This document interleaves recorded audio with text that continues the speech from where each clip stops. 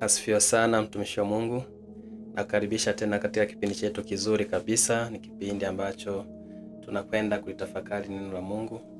Na leo kuna ujumbe ambao tunakwenda kutafakari. Ni ujumbe ambao unazungumzia habari za ukuaji wa kanisa. Habari za ukuaji wa kanisa. Tunaenda kuzungumzia kanisa linalokuwa. Sasa unapozungumzia kanisa linalokuwa, kuna mambo kama 10 hivi ambayo unapozungumzia kanisa linalokuwa lazima uyagusie, kwa sababu ni msingi wa kanisa linalokuwa. Sasa mambo hayo ndiyo tunaenda kuyatafakari, na kwa sasa nikukaribisha tena katika kipindi hiki na katika channel hii ya Mwalimu Paulo Mtele, ili tuweze kuanza pamoja tukaangalie mambo 10 muhimu ambayo yanaweza kuwa msingi wa kanisa linalokuwa.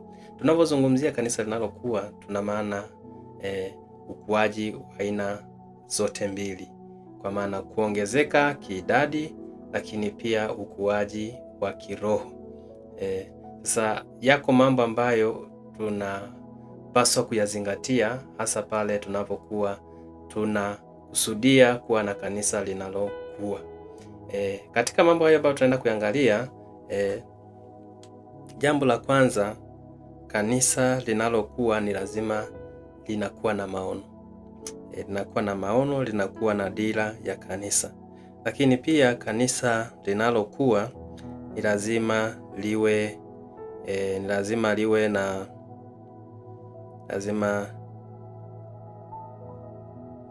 liwe na mafundisho.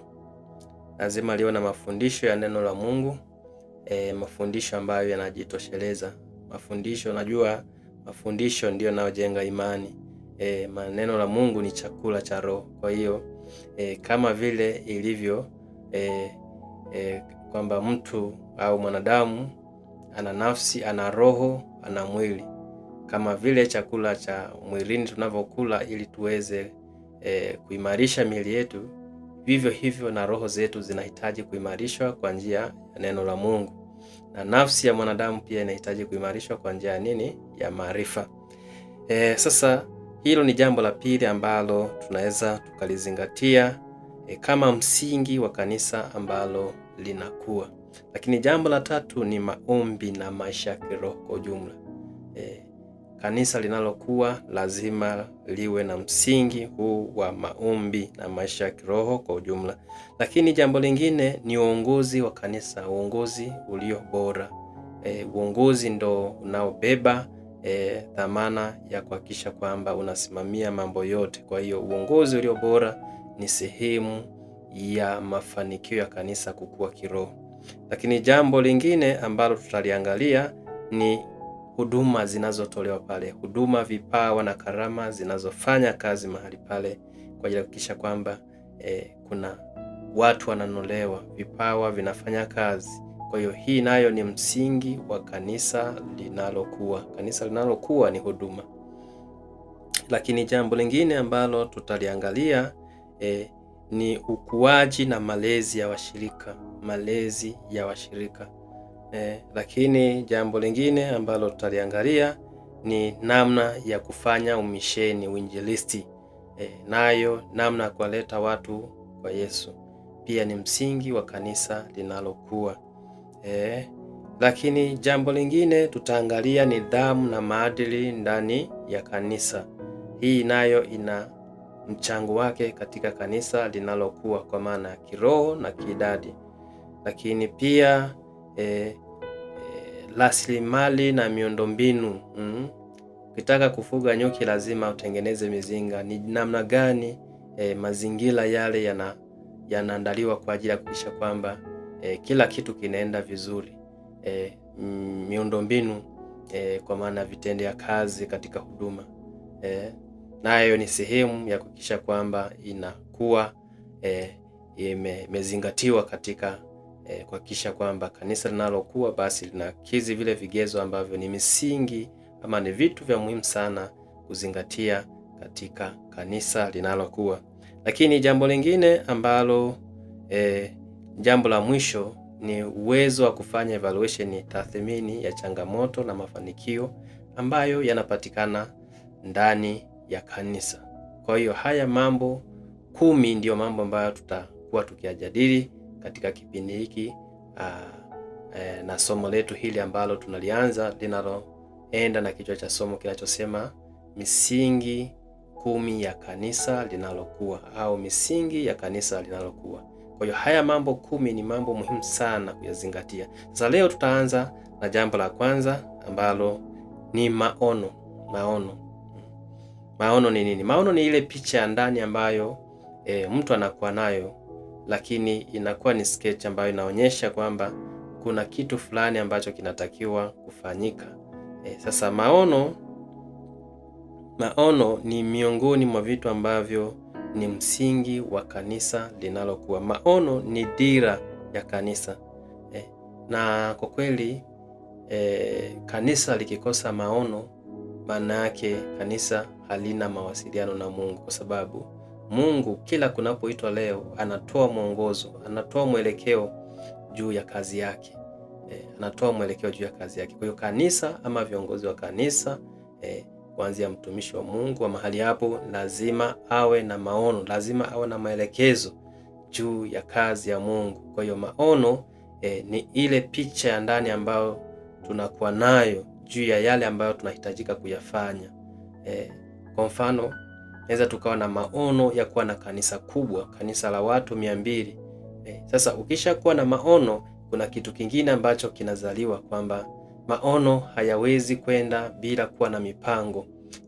Na mipango haiwezi kufanyika bila kutambua mahitaji. Kwa mfano, mathalan tunahitaji kuwa na kanisa la watu 200. Watu 200 maana yake tutahitaji jengo ambalo linaweza kwa accommodate watu 200. Tunahitaji viti, tunahitaji vitu vingi ambavyo vinaweza vikawa sehemu ya kuhakikisha kwamba hao watu 200 basi wanapata huduma sahihi. Kwa hiyo kuna mahitaji na kuna mipango ya namna kupata hayo mahitaji ili kutimiza maono. Kwa kila kitu lazima kiende kwa sababu ili kiweze kutimiza yale maono. Sasa leo tunaenda kuangalia, je, tuna maono? Tunaanza hapo kwanza. Tunayo maono? Lazima tujiulize, tuna maono? Kwa sababu Biblia inasema hivi, pasipo maono watu huacha kujizuia, bali anaheri mtu yule aishikaye sheria. Je, kanisa lina maono? Tuna maono? Maana maono nimesema ndio ishara ya kuonyesha kwamba kuna kitu tunazungumza na Mungu, tuna mawasiliano na Mungu. Na jambo lingine ambalo ni la kujiuliza, je, tunaelewa vizuri maono ya kanisa letu? Habakuki 2 ule mstari wa 2 nasema, Bwana akanijibu akasema, iandike njozi hii ukaifanye iwe wazi sana katika vibao, ili asomaye apate kuisoma kama maji. Tunaona Mungu anamwambia Habakuki kwamba hii njozi ama hii ndoto ama haya mafunuo ambayo nimekupa, hakikisha kwamba unayaweka wazi, ili kila anayesoma aweze kuyasoma kwa urahisi, aweze kuyaelewa kwa lugha nyepesi, aweze kuyaelewa kwa urahisi, kwa sababu Mungu yeye hawezi kutoa mwelekeo ama hawezi kutoa kwamba jambo fulani atalifanya na asilifanye. Yeye Mungu hajawahi kuwa kigeugeu. Yeye anasema analiangalia neno lake ili apate kulitimiza. Kwa hiyo ndio maana anatamani yale ambayo anayaagiza kupitia watumishi wake, kupitia makuhani, kupitia viongozi wa kanisa, basi wayafanye yao clear kwa watu wengine, ili waweze kujua hilo. Mungu anatamani iwe hivyo. Je, tunayaona maono ya kanisa letu yakitekelezwa kwa vitendo? Bwana Yesu asifiwe, mtumishi wa Mungu. Tunaona hayo maono yakitekelezwa kwa vitendo? Miongoni mwa vitu ambavyo inabidi tuzingatie, kila kitu kinatakiwa kiwe na muda. tunamuona huyu mtumishi wa Mungu anaitwa Nehemia. Nehemia ile 2 mstari ule wa 4 inasema kwamba ndipo mfalme akaniambia, una haja gani unayotaka kuniomba? Basi nikamuomba Mungu wa mbinguni. Kitu cha kwanza Nehemia alichokifanya ni kuhitaji kufanya mazungumzo na Mungu, ili Mungu amwambie ni kwa namna gani ama ni kitu gani kinachotakiwa kufanyika.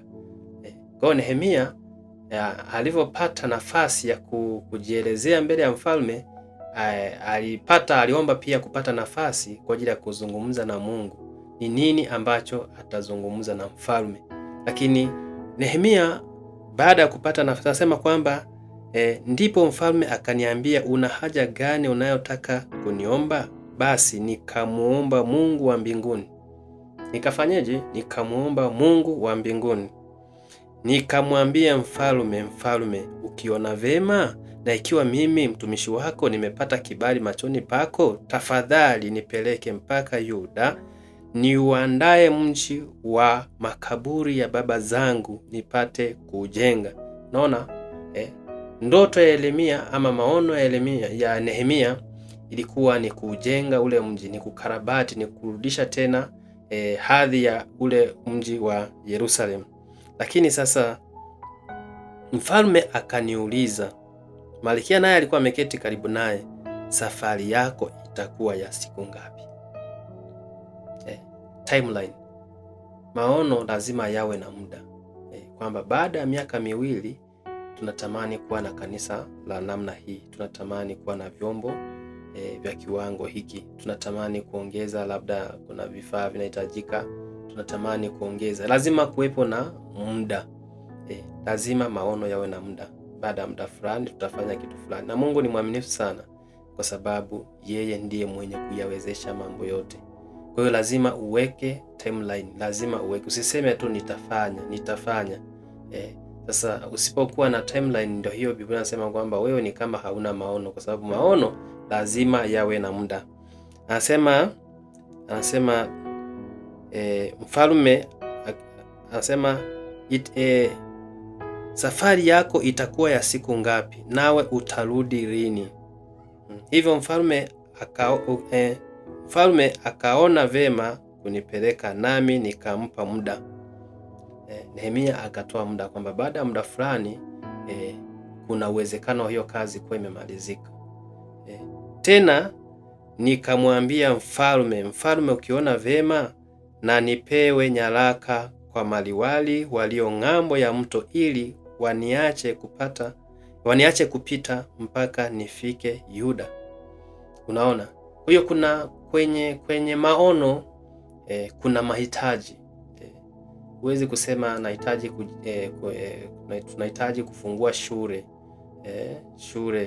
kanisa linatakiwa kuwa na shule, kanisa linatakiwa kuwa na hospitali, kanisa linatakiwa kujenga ghorofa. Hivi vitu vyote lazima uzingatie kwamba katika maono pia kuna mahitaji, na kuna mahitaji mengine yanahitaji upate vibali kwa ajili ya kuyafanya. Sasa kuna wakati mwingine unaweza kukuta maono yanakumbana na vikwazo kwa sababu hujajua mahitaji yako kipindi unaandaa maono yako. Unahitaji kufanya mkutano wa Injili, lazima ufuate protocol, lazima ufuate, kuna utaratibu. Naona kwamba Nehemia anatambua kwamba katika safari yake pia kuna uhitaji wa vibali kwa ajili ya kuhakikisha kwamba mambo yake yanaenda vizuri. Unaona, kwa hiyo kuna mahitaji ambayo inatakiwa uyafahamu. Unahitaji uyafahamu. Mathalan, unataka kufungua hospitali, huwezi kufungua tu kajenga unavyojua na ukachukua dawa ukaziweka hapo ukaanza kufanya kazi. Hamna, kila kitu kinahitaji ufahamu, uhitaji ni mahitaji muhimu katika kuwakamilisha maono yako.